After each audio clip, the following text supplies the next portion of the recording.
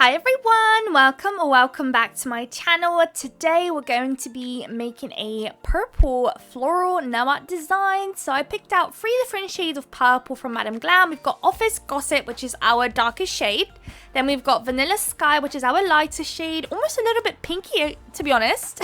And then we've got the only one, which is that kind of middle shade. They are all absolutely stunning colors. Look at this color, oh my god. Oh my god, I think I had that one on my nails at some point and I was obsessed. I loved it. So we are going to be doing 2 of that middle shade. We're going to be doing 2 of the lighter shade, which is Vanilla Sky.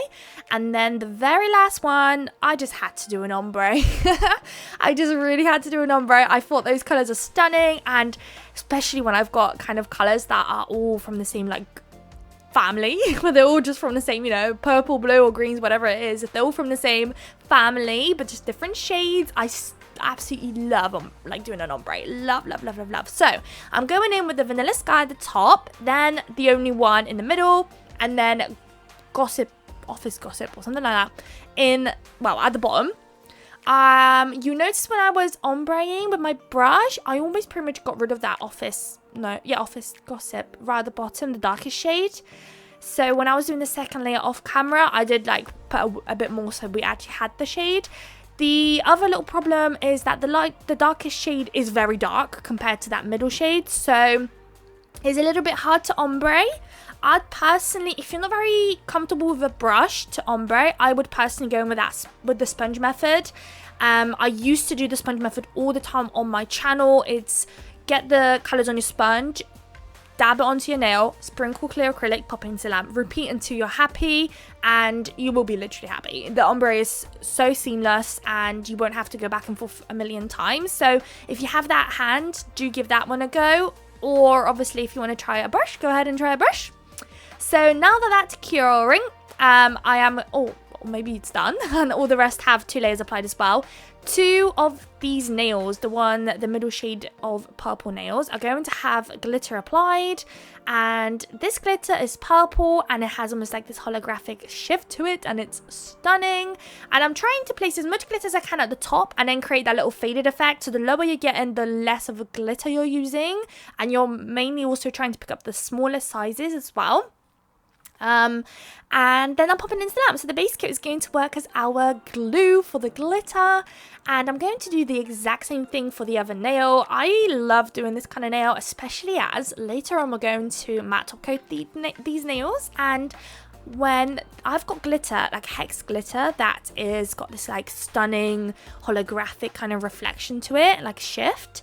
Love matte top coating that. You will see in a moment. I know that some people probably think, oh my goodness, you should never matte top coat glitter, and I agree and I disagree, because later on you will see at the on the final result how stunning the glitter looks. It's still very shiny and still super eye-catching, just in such a different way, but still so effective. Love, absolutely love it. So you'll see later on in the video, so make sure you watch till the end to see the final result when it's all matte. So I'm just finishing up this last nail there as well. I will pop it into the lamp and then we can work on our next nail. So for our next nail, I'm picking up the lighter shade, the Vanilla Sky nail, and I'm going to do a smile line. I'm going to colour in the bottom, and you will notice that I'm doing the smile line quite low, way lower than what I usually like to do, and that's because we're going to do another smile line on top of it using the darkest shade of purple. So here I'm just perfecting that line forever, and then I'm going to colour it in, obviously that tip. Then I will pop it into the lamp, because I didn't really trust myself that I was going to get the other line perfect, and I was like, just in case I need to wipe that darker shade off, I don't want to mess up the other one if I'm happy with it. So I did pop it into the lamp real quick, and here it is. Now I'm going with that dark one. Now this one, I've been avoiding this kind of nails forever, but now I feel a bit more comfortable doing it, which is good, but it is a bit tricky. But if you've got everything else cured, like, there shouldn't really be anything you should be scared about, to be honest. Just do it and wipe anything that you don't want. So I did end up picking up that line up, but yeah, I just did it off camera because it was kind of like, it was kind of hard, basically. So we've got a stamping plate today from Beauty Big Bang. I'm only going to be using one image from that plate. I love this plate, but I only ever can pick up one image. I swear to God, on this plate, it's so hard to do a whole design using like a couple of those images. The flowers are all different and it just never feels like I can make a set. But it's fine because we can use just one, and I love how this one came out. So I am going to apply this full cover image on this ombre nail.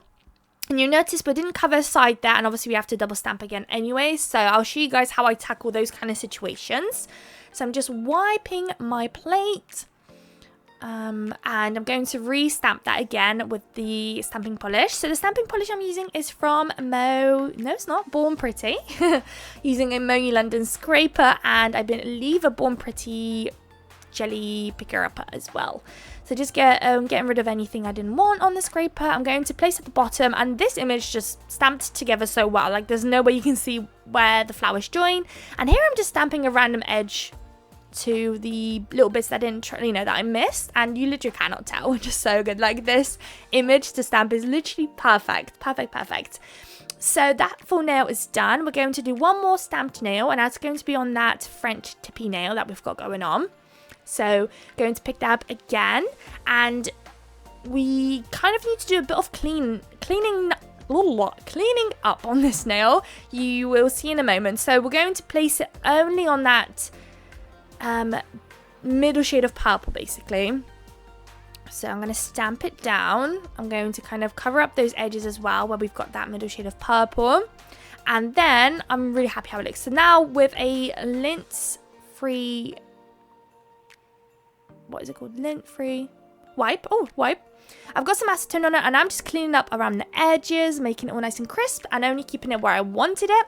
So it's a bit fiddly. Make sure you're using gloves. You'll probably know stamping is quite messy as it is, and let her know when you have to start like wiping things, and just so messy. So make sure you're using gloves.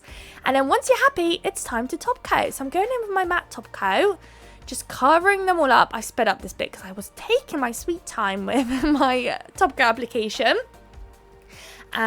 You will notice in a moment when I come back to show you guys the matte result that one of the glitter nails, there was literally a tiny little piece of glitter that was still very shiny. I have no idea why that happened, how it happened. It's just randomly right in the center. I don't know how that could have possibly happened. Like, I'm pretty sure I swiped across the whole nail, or I understand like a side, but like straight in the middle, that's so weird. But I'll show you guys me applying the matte top coat again on just that one nail quickly, and when it came back out, it was fine. Here it is. Can you see that? It was shiny, and I was gonna leave it for a minute, but I thought, it's kind of bothering me. So very quickly with like a tiny little bit amount. So before I was applying like a lot, and I was just using like the very last little bit on the brush that was left, just trying to make sure I cover that full nail again, and then we can pop it into the lamp. So whilst that one is curing, that one literally needs nothing else, so that can just cure and sit there and wait till we're done.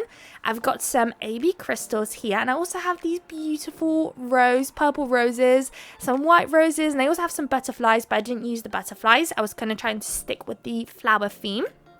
So I'm going to place some AB crystals on this nail next to the flowers, and then the flower charms right at the top, and that's the only time we're going to use the AB crystals today. So majority of our design is strictly those flowers. So I'm placing a larger size in the center, followed by 2 smaller ABs on either side, and that's it. No cava beads there, nothing like that. Then I'm going to place a large purpley flower in the center at the top there, and then place 2 white roses next to the purple one. There we go. I'm just trying to like neat it up, pop that one into the lamp, and then this one, oh boy, was it a nightmare. A massive nightmare, literally nightmare. Just if you're gonna recreate it, I would advise to avoid this nail, try something different. It was just so time consuming, and I just could not get it straight. So the plan was to place a purple flower in the center, follow that line with cavo beads, then place a white flower, follow that line with cavo beads right to the end. I hope that makes sense. So here's that purple flower. Then we're going to pop about 5 to 6 cavo beads on either side, then do the white flower, and then finish it off with the rest of the cavo beads. And it sounds great. It sounds great, but the execution is very hard because I'm trying to get the cavo bead placement to be as straight as possible, and it's just really difficult. Like I really struggled. It took me so long, like so long. So if you have the patience and you really like the way this nail looks, then, you know, of course, go ahead. But it was just, I'd personally say, too painful for what it was. Personally. So here it is. There we go. That's what I meant. And then just finish up the line with the cavity beads. So I just cut it. I spent way too long. But here are the final results. I hope you guys liked it. It's for all my purple girlies out there. I hope you guys liked the video. If you did, please don't forget to like, comment, and subscribe. And I would love to see you all in my next video. Bye, guys.